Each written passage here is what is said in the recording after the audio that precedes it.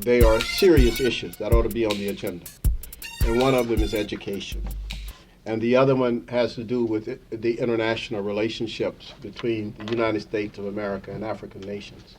If we take the first issue, the issue of education, what we see is that we have had a continuation, in a sense, perhaps with a little touch-up of the old Bush policies of No Child Left Behind.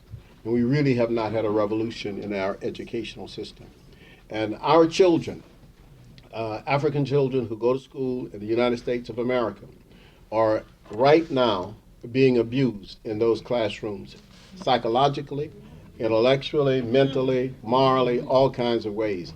And we have allowed it to happen. We have not really been aggressive enough and assertive enough as people to protect our children from the kind of education that they're getting in these schools.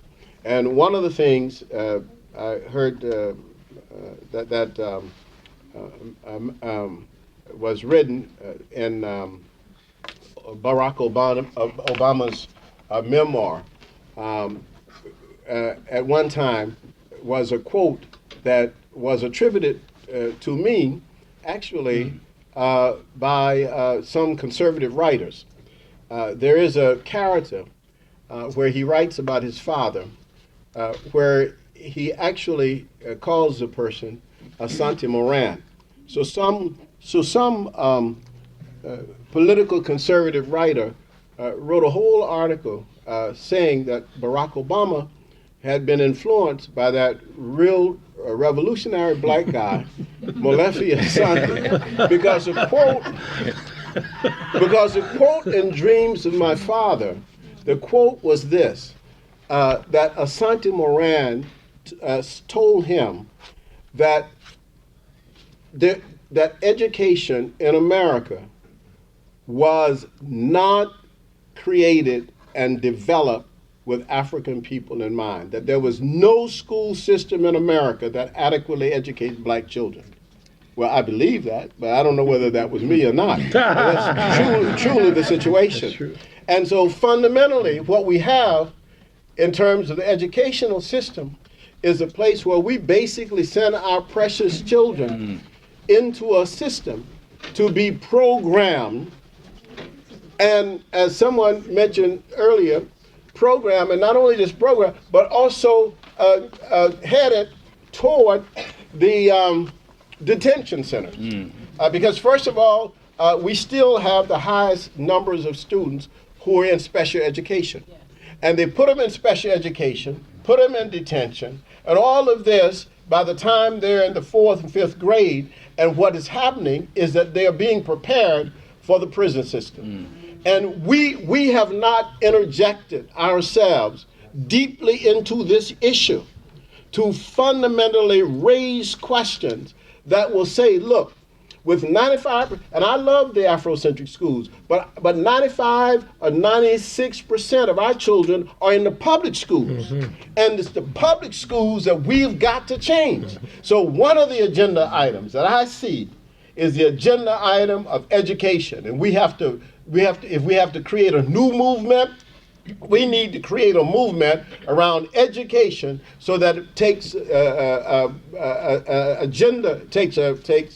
front space as an agenda item in the national news. Then the second issue, which I think is extremely important, is the issue of the international relationships between the United States and Africa. Now, people, let me just tell you something.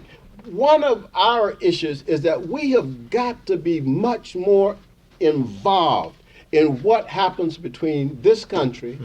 And, you know, we were like, what, 93% of the 93% of our population who voted for the Democrat, for President Obama. That's a high solidarity of any voting bloc in the United States. We've always been the most progressive. We've always taken the furthest progressive position of any voting bloc. The closest to us were the Asians.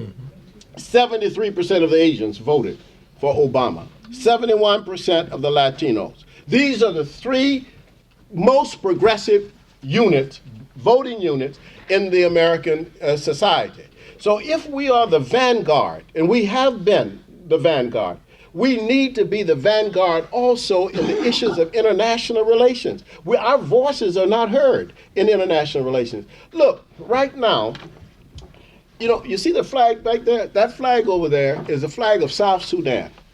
Because the Sudanese, we have had meetings here with the Sudanese. We brought the Sudanese here in big meetings.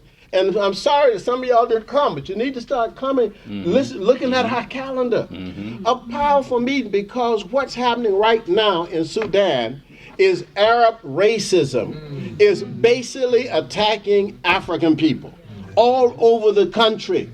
15% of the population of Sudan, basically, much like the small numbers in South Africa under the minority regime in South Africa, controlled South Africa for a long time, the white regime, the Arab regime in Sudan basically has put its pressure on every aspect. On Darfur, we know Darfur, we heard about Darfur, but right now they're killing people in Darfur right now, today.